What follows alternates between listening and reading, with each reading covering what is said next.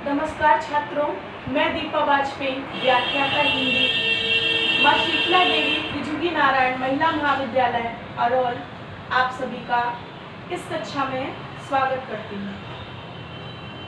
जैसा कि हम सभी जानते हैं कि इससे पहले बीए द्वितीय वर्ष के पाठ्यक्रम में आधुनिक काव्य के अंतर्गत हम द्विवेदी युग, साकेत तथा प्रसाद जी और कामायनी के विषय पर चर्चा कर चुके हैं।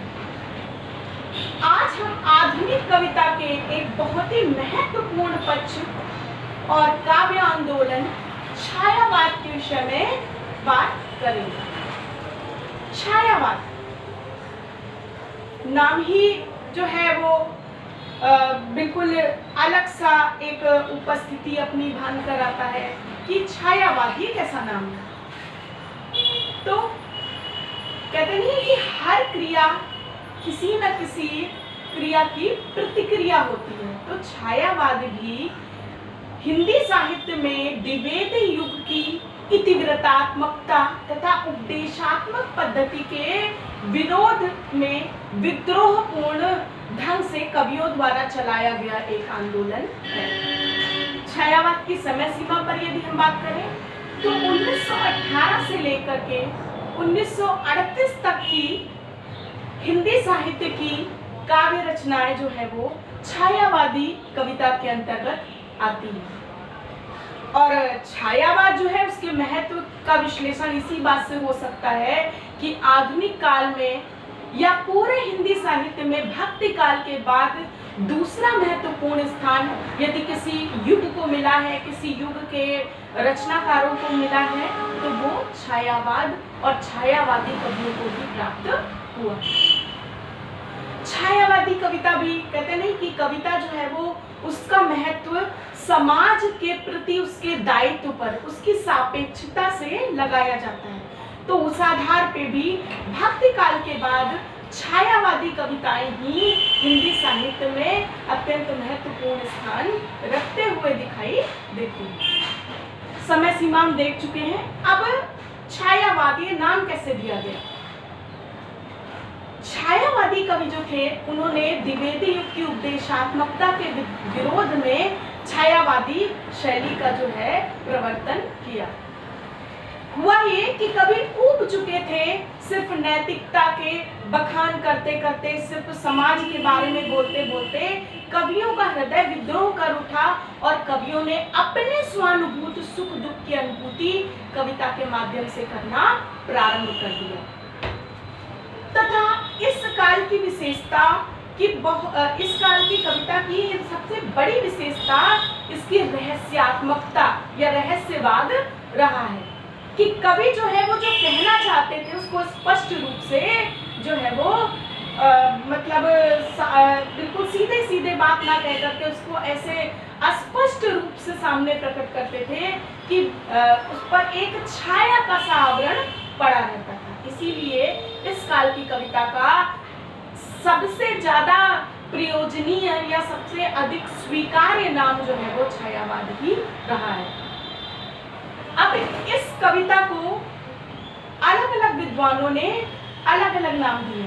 जैसे महावीर प्रसाद द्विवेदी जी इसे रहस्यवादी कविता कहना अधिक संगत जो है स्वीकार करते हैं। जयशंकर प्रसाद जिनको कि बहुत से विद्वान छायावाद का प्रवर्तक मानते हैं, वो छायावाद को व्याख्यायित करते समय उसकी तुलना मोती की सी तरलता से करते दिखाई देती है।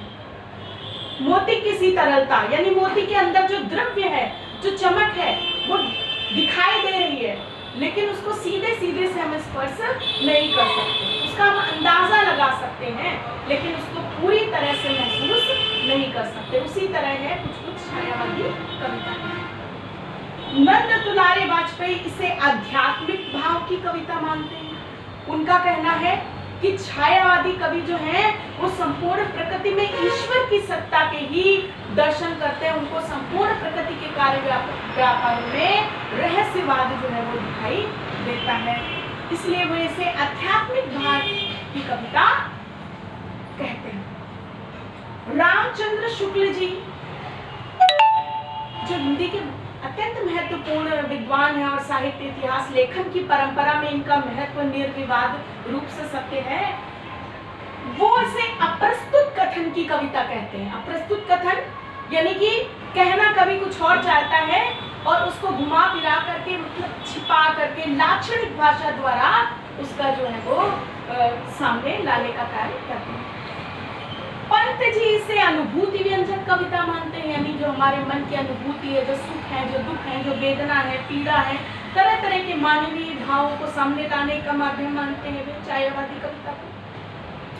परंतु छायावाद की सभी परिभाषाओं में, सभी मतों में सबसे अधिक महत्वपूर्ण और स्वीकार्य मत नगेंद्र जी द्वारा दी गई इसके प्रति जो है परिभाषा को माना जाता है।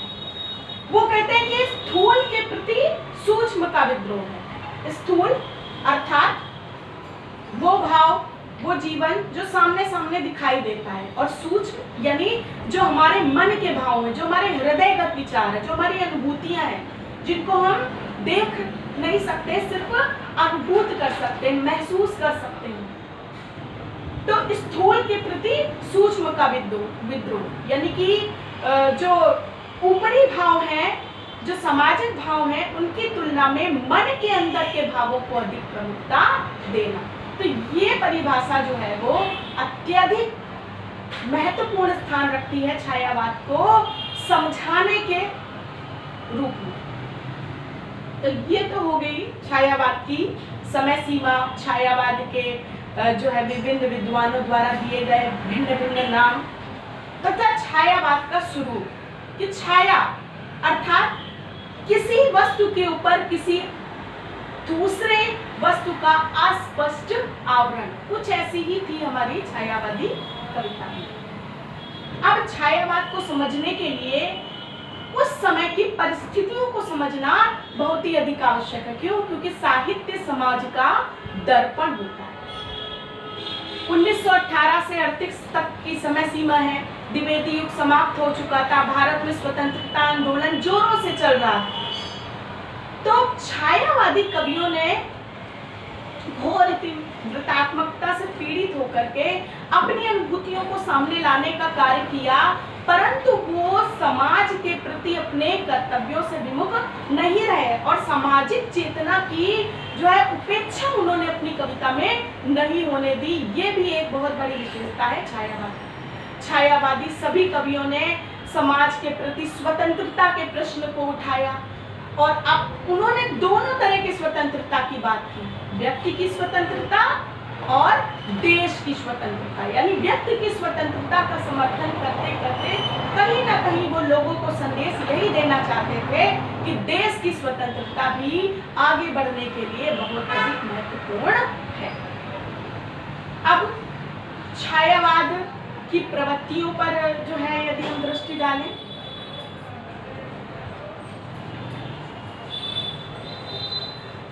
तो छायावाद की प्रमुख प्रवृत्तियां जो हैं वो अत्यंत ही महत्वपूर्ण स्थान रखती है इसके दृष्टिकोण को समझने के लिए। छायावाद की सबसे प्रथम प्रवृत्ति है रहस्यवाद।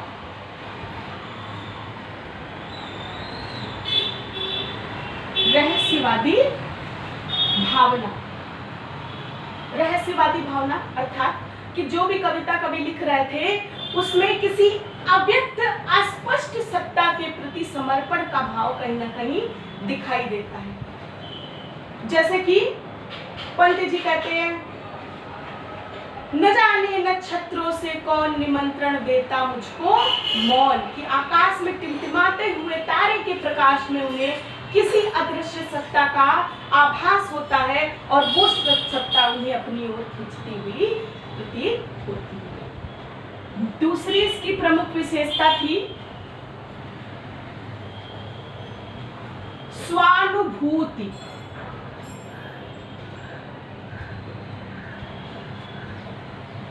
की भावना, यानी छायावादी कवि अपनी अनुभूति को सामने रखने का प्रयास करते हैं। उनके लिए समाज तो प्रमुख है, लेकिन अपनी अनुभूति भी बहुत ही अधिक महत्वपूर्ण स्थान रखती है। जैसे जयशंकर प्रसाद कहते हैं, मैं नहीं चाहता चिर दुख, मैं नहीं चाहता चिर सुख, कि मुझे दोनों ही अस्वीकार्य हैं। तो अपने मन की बात को एक महत्वपूर्ण जो है वो स्थान देने का कार्य है, विशेषता है छायावादी कविता। तीसरी, प्रकृति का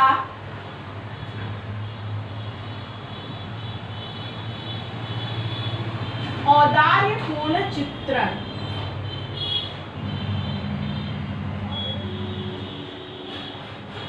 छायावादी कवि प्रकृति को सहचरी मानते थे और प्रकृति के संपूर्ण कार्य विलास में उन्हें किसी एक अदृश्य सत्ता का भान होता था।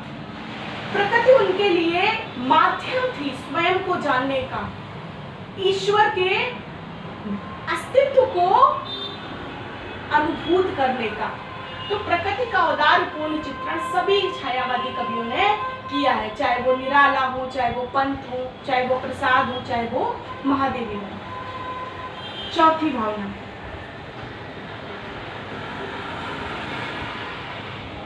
नारी का चित्रण। नारी का चित्रण किया है, परंतु सिर्फ शारीरिक सौंदर्य का चित्रण नहीं किया है। यहाँ पर छायावादी कवियों की जो दृष्टि थी वो नारी के प्रति अत्यंत ही उदार थी। वो नारी को सम्मान का पात्र मानते थे। वो नारी को सिर्फ भोग विलास की वस्तु नहीं मानते थे, बल्कि वो नारी को संपूर्ण मानव की उन्नति का एक प्रधान माध्यम मानते थे। वो कहते थे कि नारी तुम केवल श्रद्धा हो, विश्वास रजत नभ पगतल पे पीयूष स्रोत सी बहा करो, जीवन के सुंदर समतल पे। पंत जी भी कहते हैं, तुम्हारे रोम रोम में नारी मुझे है स्नेह अपार, तुम्हारी सेवा में अनजान तुम हृदय मां सहचरी प्राण। तो नारी का जो महत्व है, नारी का जो चित्रण है, ये एक अलग दृष्टिकोण दिखाता है छायावादी कवियों का नारी के प्रति।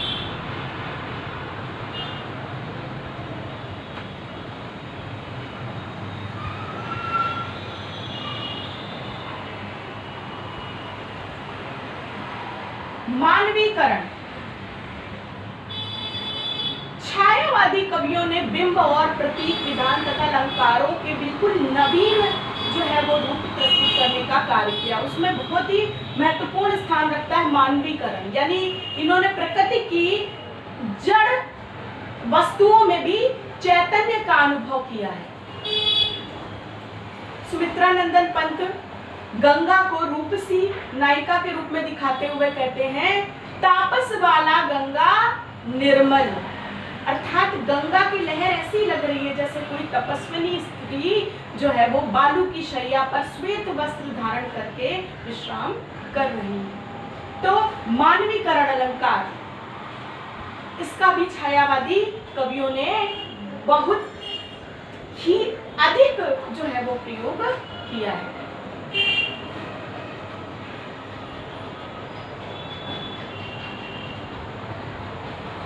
सूक्ष्म भावों का चित्रण।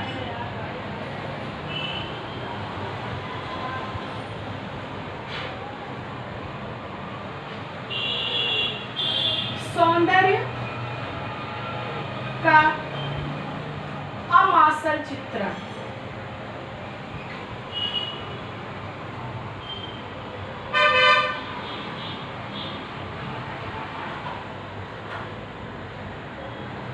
यानी छायावादी कवियों ने जब भी अपनी नायिकाओं का सौंदर्य चित्रण किया है तो अमासल अशरीरी चित्रण किया है। प्रसाद जी कहते हैं, नील परिधान बीच सुकुमार, खिल रहा मृदुल अध खुला अंग, खिला जो बिजली का फूल, मेघ बन बीच गुलाबी रंग। यानी यहाँ पर रीतिकाल कवियों की तरह नायिका की देह यष्टि जो है या यौवन का दर्शन नहीं मिलता, बल्कि एक पवित्र अनुभूति, एक जो है वो अशरीरी चित्रण नायिका का हमारे सामने आता है।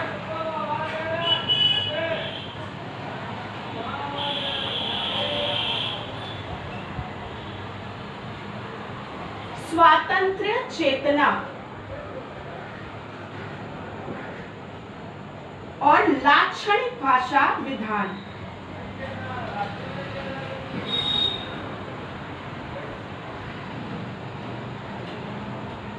स्वातंत्र्य चेतना अर्थात छायावादी कवियों ने स्वतंत्र चेतना का निदर्शन कराया है अपने काव्य में, यानी कि वो सिर्फ एक ही घिसी पिटी परिपाटी पर काव्य रचना नहीं की है। अपने मन की अनुभूति, तरह तरह की भिन्न भिन्न अनुभूतियां अलग अलग जो है वो क्षेत्र से लेकर के वो आए हैं और सुंदरता पूर्ण ढंग से हमारे सामने रखे हैं। लाक्षणिक भाषा विधान यानी छायावादी कवि जो है जो भी कथन कहना चाहता है उसको वो एक प्रतीकों के माध्यम से जो है वो व्यक्त करता है। जैसे कि अब रहस्यात्मकता जो व्यक्त करनी है तो जो है प्रसाद बोल देते हैं कि ले चल मुझे भुलावा देकर मेरे नाविक धीरे धीरे। अर्थात व्यक्ति जो है वो समाज से अपनी अनुभूतियों को प्रदर्शित करने का अधिकार मांगता है और समाज के ऊहापोह से वो स्वयं को मुक्त करा लेना चाहता है। महादेवी वर्मा कहती हैं कि विरह का जलजात जीवन, विरह का जलजात वेदना में जन्म पीड़ा में मिला अवसान। यहाँ पर विरह का जलजात जीवन की पीड़ा को जो है वो व्यक्त करती हैं, अर्थात लाक्षणिक भावों के माध्यम से, अप्रस्तुत कथन के माध्यम से, प्रतीकों के माध्यम से अपनी बात को स्पष्ट करना छायावादी कविता की बहुत बड़ी विशेषता है। 10वीं विशेषता है मानवतावाद।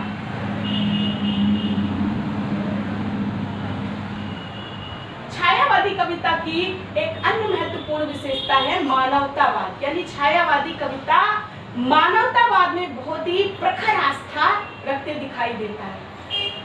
इसी मानवतावाद की घोषणा करते हुए पंत जी कह उठते हैं कि सुंदर है विहग सुमन सुंदर, मानव तुम सबसे सुंदरतम। इसके बाद 11वीं विशेषता है इसकी दार्शनिकता। सभी छायावादी कवि अपने दार्शनिक विचारों को अभिव्यक्त करते हुए दिखाई देते हैं। जैसे कि पंत कह उठते हैं कि धाराशाही इस जग का क्रम, शाश्वत इस जीवन का उद्गम, शाश्वत है गति शाश्वत संगम, हे जन्म मरण के कर्णधार, शाश्वत जीवन नौका विहार। तो जीवन रूपी नौका विहार को शाश्वत मानते हैं, क्रमबद्ध मानते हैं और चिरंतन मानते हैं। तो ये दार्शनिकता भी छायावादी कविता की अत्यंत महत्वपूर्ण विशेषता देखी गई।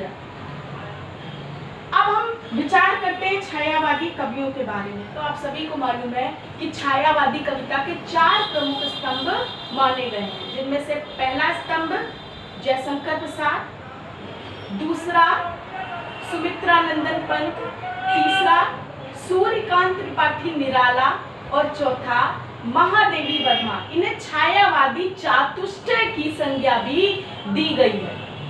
इसके अतिरिक्त हिंदी साहित्य में छायावाद की त्रयी भी अत्यंत प्रसिद्ध है। छायावादी त्रयी के अंतर्गत जयशंकर प्रसाद, सुमित्रानंदन पंत तथा सूर्यकांत त्रिपाठी निराला जी को हिंदी साहित्य का ब्रह्मा, विष्णु और महेश भी कहा जाता है। इन चारों कवियों ने छायावाद को स्थापित करने में अत्यंत महत्वपूर्ण, अत्यंत उल्लेखनीय कार्य किया है। तो अपने आगे वाले जो वीडियो है उसमें मैं चर्चा करूंगी छायावादी कवियों के योगदान के बारे में।